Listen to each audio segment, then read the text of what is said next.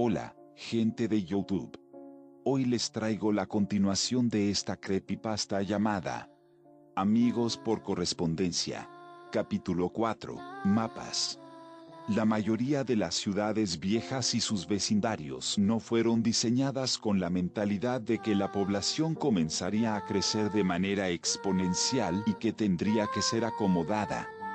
Generalmente, la construcción de las carreteras responde a la necesidad de conectar puntos de importancia económica, delineándose con base en las restricciones geográficas. Una vez que las carreteras conectoras han sido establecidas, los negocios nuevos y más carreteras son posicionados estratégicamente a lo largo del asfalto, solo dando cabida a modificaciones, adiciones y alteraciones menores, pero nunca a ningún cambio dramático. Entonces el vecindario de mi infancia tuvo que haber sido viejo.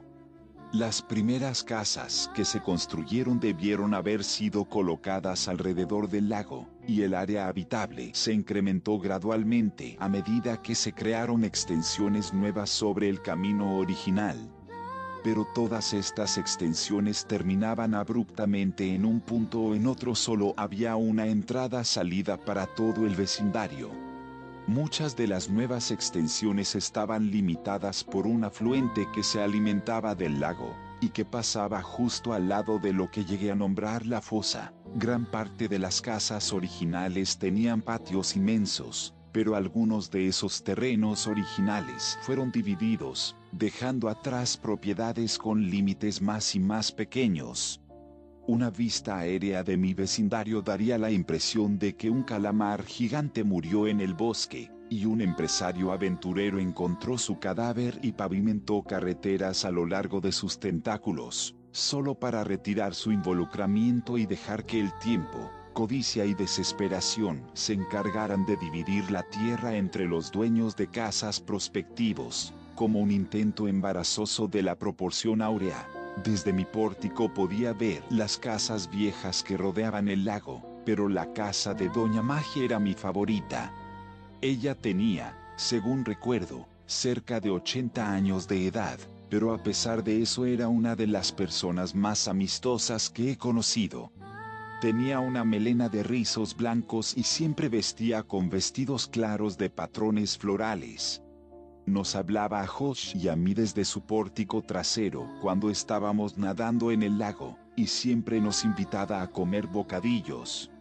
Decía que se sentía sola porque su esposo Tom estaba fuera por negocios, pero Josh y yo siempre rechazábamos su invitación, pues por más amable que Doña Magie fuera, había algo raro en ella. De vez en cuando, mientras nadábamos, nos decía Chris, Jan, son bienvenidos aquí en cualquier momento. También podíamos oírla diciéndonos lo mismo cuando caminábamos de regreso a mi casa.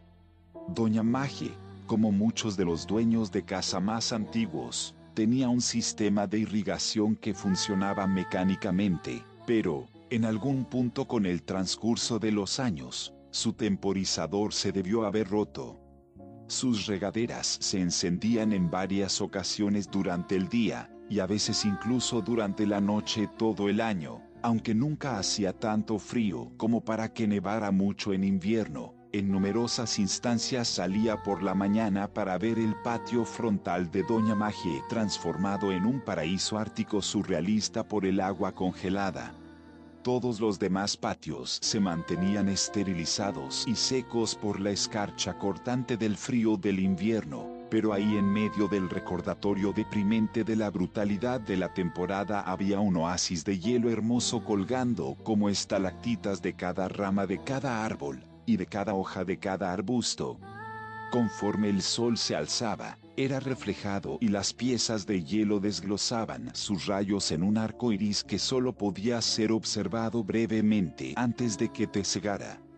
Incluso a esa edad, estaba maravillado por lo bello que era, y Josh y yo íbamos ahí con frecuencia para caminar en la grama con hielo, y entablábamos peleas de espada con los carámbanos. Un día, le pregunté a mi mamá por qué Doña Magie lo dejaba así. Mi mamá pareció haberse debatido la explicación, antes de decir bueno, cariño, Doña Magie se enferma mucho, y a veces, cuando se pone muy enferma, se confunde. Es por eso que cambia tu nombre y el Josh. No es su intención, pero hay momentos en los que simplemente no los puede recordar. Vive en esa casa a solas, así que está bien si quieres hablar con ella cuando nades en el lago. Pero cuando te invite adentro, debes seguir diciendo no. Sé cortés. No vas a herir sus sentimientos. Pero se sentirá menos sola cuando su esposo vuelva a casa, ¿verdad? ¿Por cuánto tiempo estará en sus viajes de negocios? Parece que nunca está acá. Mi mamá se vio un tanto agitada y pude notar que estaba muy triste. Finalmente, contestó cariño, Tom no volverá a casa. Tom está en el cielo. Murió hace muchos años, pero Doña Magie no lo recuerda. Se confunde y lo olvida, pero Tom no volverá a casa. Si alguien se mudara con ella, podría llegar a creer que es Tom. Pero él se ha ido. Tenía 5 años cuando me dijo eso, y por un tiempo no lo entendí del todo. Me sentía profundamente triste por Doña Magie. Ahora sé que Doña Magie tenía Alzheimer. Ella y su esposo tuvieron 2 hijos, Tris y Jan. Los dos trazaron un plan de pagos con las compañías de utilidades y se encargaban del agua y electricidad de Doña Magie, pero nunca la visitaban. No sé si algo pasó entre ellos, o si fue por la enfermedad, o si solo vivían muy lejos, pero nunca venían. No tengo idea de cuál era su apariencia, pero había momentos cuando Doña Magie debió de pensar que Josh y yo lucíamos como ellos dos cuando eran niños. O quizá veía lo que algunas partes de su mente estaban tan desesperadas por ver, ignorando las imágenes transmitidas por su nervio óptico y mostrando, solo un momento, lo que solía ser. Es hasta ahora que me doy cuenta de lo solitaria que se debió sentir durante el verano después de Kinder. Antes de los eventos de globos, Josh y yo nos habíamos dado a la tarea de explorar el bosque cerca de mi casa, al igual que el afluente del lago. Sabíamos que los bosques entre nuestras casas estaban conectados, y pensamos que sería genial si el lago cerca de mi casa estaba conectado de alguna forma al arroyo en torno a la suya. Así que nos propusimos descubrirlo. Íbamos a hacer mapas. El plan era hacer 2 mapas separados y luego combinarlos. Haríamos un mapa explorando el área cerca del arroyo, y haríamos otro siguiendo el flujo del lago. Por las primeras semanas, salió muy bien. Caminábamos por los bosques, a un lado del agua, y nos deteníamos cada tantos minutos para ampliar el mapa, y parecía que ambos mapas se entrelazarían cualquier día. No teníamos las herramientas necesarias para el trabajo, ni siquiera un compás, pero tratábamos de improvisar. Tuvimos la idea de empalar la tierra con una rama cuando llegáramos al final de una aventura. Puede que hayamos sido los peores cartógrafos del mundo. Sin embargo, el bosque se hizo muy espeso eventualmente a un lado del agua que provenía del lago, y fuimos incapaces de proseguir. Perdimos el interés en nuestro proyecto por un tiempo, y redujimos nuestras exploraciones significativamente, aunque no por completo, cuando empezamos a vender granizados. Después de que le enseñé a mi mamá las fotografías que había traído de la escuela, y ella me quitó la máquina de granizados, nuestro interés en los mapas se revitalizó. Habíamos ingeniado un nuevo plan. Pese a que no entendía por qué, mi mamá me había impuesto lo que yo consideré que eran restricciones demasiado severas en cuanto a lo que podía hacer y a dónde podía ir, y ella me vigilaba con frecuencia si iba afuera a jugar con Josh. Esto significaba que no podíamos quedarnos en el bosque por horas para poder encontrar un nuevo camino. Pensamos que sencillamente podíamos nadar cuando llegáramos al límite en el bosque, pero eso no podría funcionar porque el mapa se mojaría. Entonces tuvimos una idea brillante. Crearíamos una balsa. Debido a la construcción en el vecindario, Había una cantidad enorme de material de construcción chatarra que la compañía dejaba en la fosa para mantenerla afuera de las carreteras y alejada del sitio de construcción, pues ya no la necesitaban. Originalmente, conceptualizamos un barco formidable, completado con un mástil y un ancla, pero esto fue disminuido rápidamente a algo más manejable. Tomamos varias piezas largas de espuma plástica que reforzamos con tabla de espuma, y las atamos con cuerda e hilo de cometa. La balsa funcionó muy bien, y aunque ambos actuábamos y hablábamos como si la funcionalidad de la balsa hubiera sido un hecho, sé que al menos yo estaba sorprendido. Los dos teníamos ramas bastante grandes que utilizábamos como remos, pero encontramos más fácil empujarnos contra la tierra debajo del agua que usarlas como se suponía. Cuando el agua se hizo demasiado profunda, simplemente nos acostamos sobre nuestros estómagos y usamos nuestras manos para remar, lo cual también funcionaba pero no igual de bien. La primera vez que tuvimos que recurrir a ese método de propulsión, recuerdo haber pensado que, desde el cielo, se debió de haber visto como si un hombre colosalmente gordo de brazos diminutos salió a nadar. Nos tomó varios viajes para lograr que la balsa llegara a la porción intransitable del bosque. Navegábamos por un rato y luego atracábamos la balsa. La próxima vez, corríamos por el bosque para llegar a la balsa y viajábamos un poco más. Continuamos esto bien entrado mi primer grado de escuela primaria. Josh y yo fuimos asignados a grupos diferentes ese año, así que, como no nos veíamos durante el día escolar, nuestros padres estaban más dispuestos a dejarnos jugar todos los fines de semana de cada semana. Lo que es más, el papá de Josh había aceptado un trabajo de construcción extenso que requería trabajar los fines de semana, y su madre estaba de turno en el hospital. Para Josh, esto significaba que se quedaba en mi casa la mayor parte del fin de semana, semana tras semana. Hicimos un progreso excelente, pero cuando finalmente llegamos al impasse y tuvimos la oportunidad de explorar más allá de él, no pudimos encontrar un lugar para atracar la balsa. El bosque era demasiado espeso, y el agua había erosionado la tierra al punto en que había un aumento del terreno bajo el afluente, exponiendo las raíces húmedas y retorcidas de los árboles. Teníamos que regresar cada vez y acabar dejando la balsa en la misma condensación de árboles que nos motivó a construirla en primer lugar. Y lo que era aún peor, el invierno había llegado, así que no podíamos justificar el salir de la casa en nuestros trajes de baño. No estábamos llegando a nada.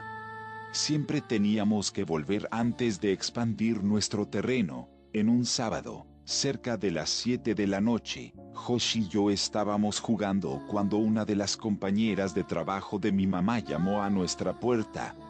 Su nombre era Samantha, y la recuerdo bien porque le propuse matrimonio un par de años después cuando acompañé a mi mamá al trabajo. Mi mamá dijo que tenía que ir al trabajo para reparar un problema que había surgido, y que volvería en alrededor de 2 horas. Su auto estaba siendo reparado, por lo que tendría que viajar con Samantha.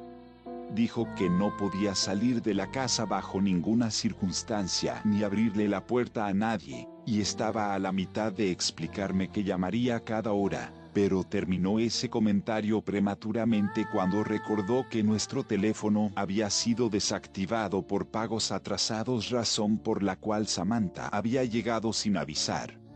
Me clavó la mirada en tanto cerraba la puerta, y dijo: «Quédate aquí, esta era nuestra oportunidad».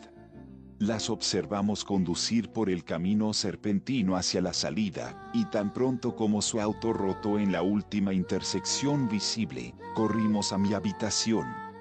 Saqué mi mochila mientras Josh agarraba el mapa. «Oye, ¿tienes una linterna?», inquirió Josh. «No, pero vamos a volver antes de que oscurezca». Estaba pensando que deberíamos tener una, solo por si acaso. Mi mamá tiene una, pero no sé en dónde la guarda. Espera. Corrí a mi closet y bajé una caja del estante superior. ¿Tienes una linterna ahí? No exactamente. Abrí la caja y revelé 3 candelas romanas que había tomado de entre las que mi mamá amasó para el día de la independencia del verano pasado, junto con un encendedor que me las había ingeniado para quitarle unos meses atrás. Podría asegurar que al menos tuviéramos algo de luz y la necesitábamos. Esto ocurrió unas semanas antes de que se me diera la oportunidad para temerle al bosque, así que no fue el miedo lo que motivó nuestra búsqueda de una fuente de luz, solo el realismo. Lo tiramos todo en la mochila y escapamos por la puerta trasera, cerciorándonos de haber cerrado para que Cajas no se fuera a salir. Teníamos 1 hora y 50 minutos. Corrimos por el bosque tan rápido como pudimos y llegamos a la balsa en unos 15 minutos. Teníamos nuestros trajes de baño debajo de nuestra ropa, así que nos quitamos las camisas y nuestros pantalones cortos, y los dejamos en 2 bultos separados cerca de la orilla del agua. Desatamos nuestra balsa del árbol, agarramos nuestras ramas, remos y zarpamos. Tratamos de movernos rápidamente para llegar a un punto más allá del contenido de nuestro mapa en expansión continua, pues no teníamos tiempo que perder con vistas antiguas. Después de que pasamos el último lugar registrado en el mapa, el agua se hizo más y más honda. Estaba oscureciendo, volviéndose más difícil el distinguir un árbol del otro, y ambos nos estábamos sintiendo un poco nerviosos. Remábamos velozmente con la intención de ahorrar tiempo, pero esto generaba mucho ruido conforme nuestros remos disolvían la tensión de la superficie del agua. En el trasfondo, podíamos oír el crujido de hojas muertas y el quiebre de ramas caídas por la arboleda de nuestra derecha. No sabíamos qué tipo de animales residían en la profundidad de este bosque, pero estábamos seguros de que no queríamos descubrirlo.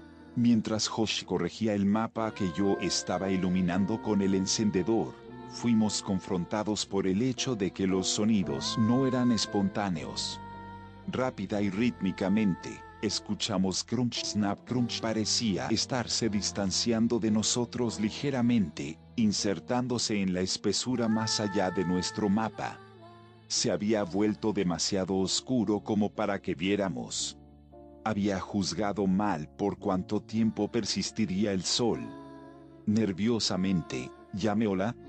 Hubo un momento breve de ansiedad asfixiante en tanto permanecíamos estáticos sobre el agua. El silencio fue roto súbitamente por una risa. ¿Hola? Se mofó Josh. ¿Y qué?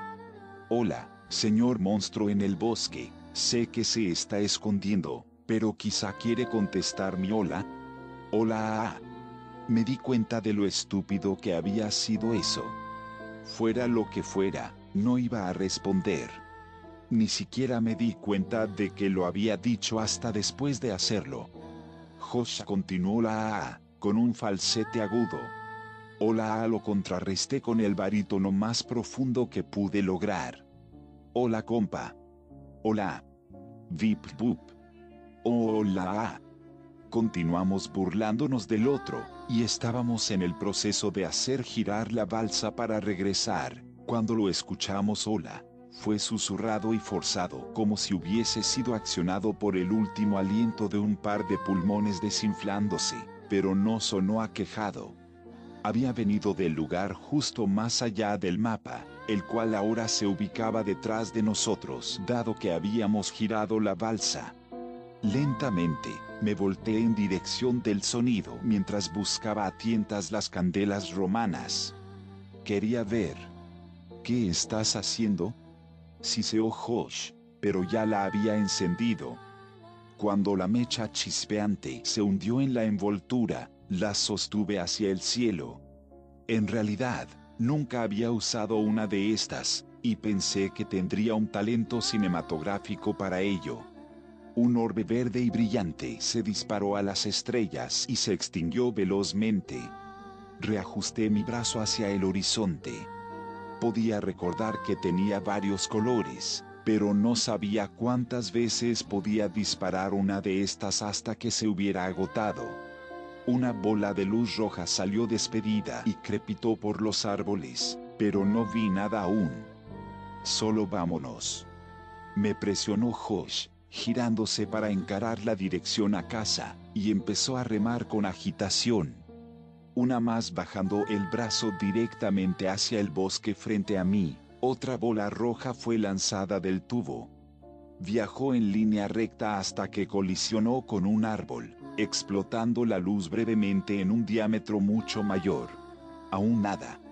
Dejé caer la candela en el lago y observé a una última bola de fuego penetrar el agua, solo para morir rápidamente, sofocada.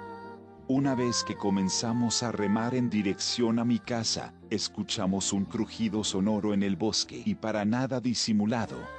La ruptura de ramas y el pisoteo de hojas sobrecogían el ruido de nuestro salpiqueo. Estaba corriendo. Bajo nuestro pánico, empujamos la balsa con demasiada violencia y sentía una de las cuerdas bajo mi pecho aflojarse. Josh, ten cuidado. Pero era muy tarde. Nuestra balsa se estaba rompiendo. Dentro de poco, se había venido abajo por completo.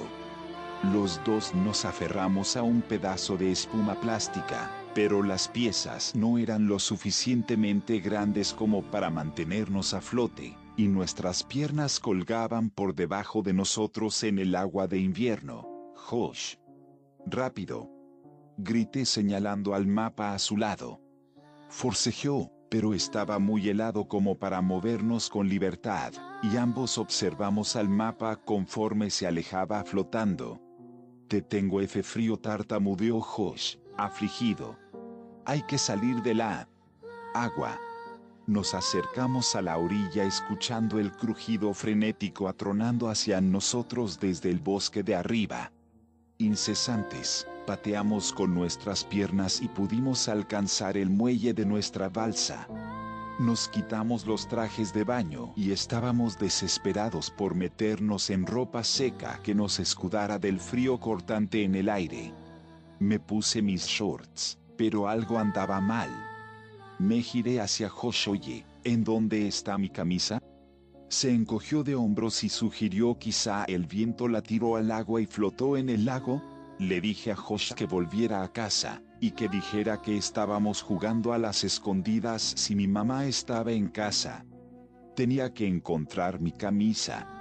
Corrí detrás de las casas y me asomé por el agua, inspeccionando la costa. Se me ocurrió que, con algo de suerte, tal vez podría encontrar el mapa también. Me estaba movilizando bastante rápido porque necesitaba llegar a casa, y estaba a punto de rendirme cuando mi concentración fue interrumpida por un sonido que vino desde atrás. Hola. Me di la vuelta. Era Doña Magie. Nunca la había visto por la noche antes, y bajo esa luz pobre se veía excesivamente frágil. La calidez usual que envolvía su actitud parecía haberse apagado con la brisa. No podía recordar haberla visto alguna vez sin una sonrisa, así que su rostro se veía extraño. Hola, Doña Magie. Ah, hola, Chris. La calidez y sonrisa retornaron, incluso si sus recuerdos no hicieron lo mismo.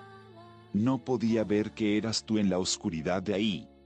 Bromeando, le pregunté si me iba a invitar a comer un bocadillo, pero dijo que quizá en otra ocasión.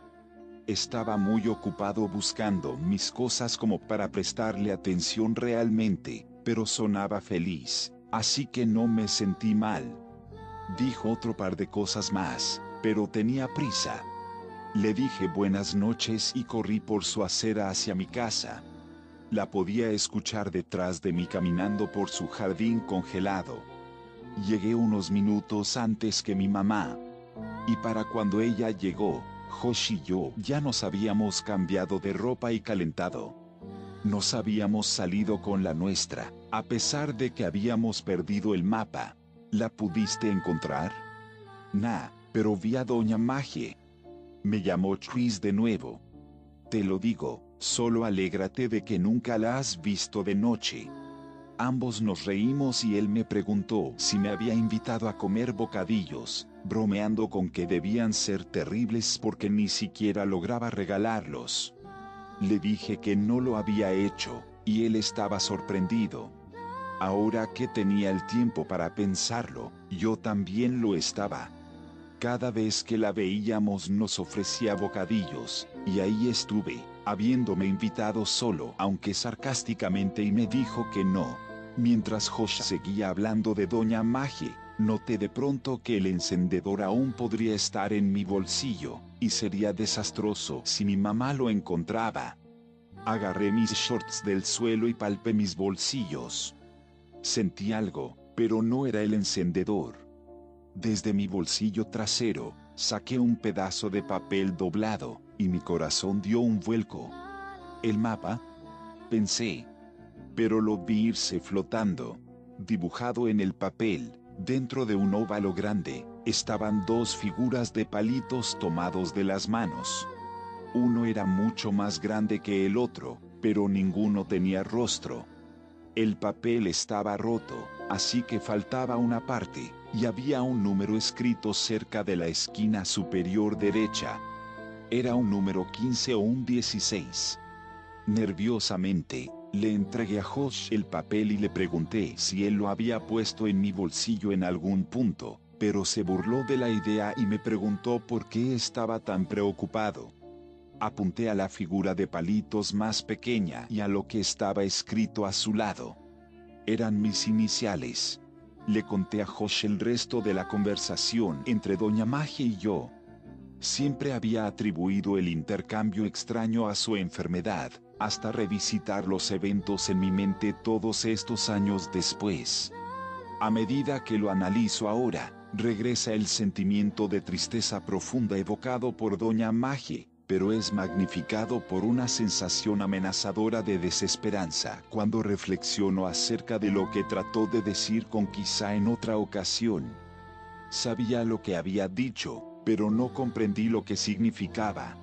Ni comprendí lo que sus palabras significaban semanas después, cuando observé a hombres con trajes anticontaminantes anaranjados cargando lo que pensé que eran bolsas negras de basura desde su casa. Aún no lo comprendí cuando clausuraron la casa y la cercaron poco antes de que nos mudáramos, pero ahora lo entiendo. Entiendo por qué sus últimas palabras fueron tan importantes, incluso si ni yo ni ella nos dimos cuenta en aquel momento. Esa noche, Doña Magie me dijo que Tom, su esposo, había vuelto a casa. Pero ahora sé quién se mudó ahí realmente. Al igual que sé por qué nunca vi el cuerpo de Doña Magie siendo trasladado en una camilla. Las bolsas no estaban llenas de basura. Bueno amigos, hasta aquí dejaremos el creepypasta del día de hoy. Si te gustó esta historia, suscríbete a mi canal, no olvides dejar tu me gusta y un comentario. Muchas gracias.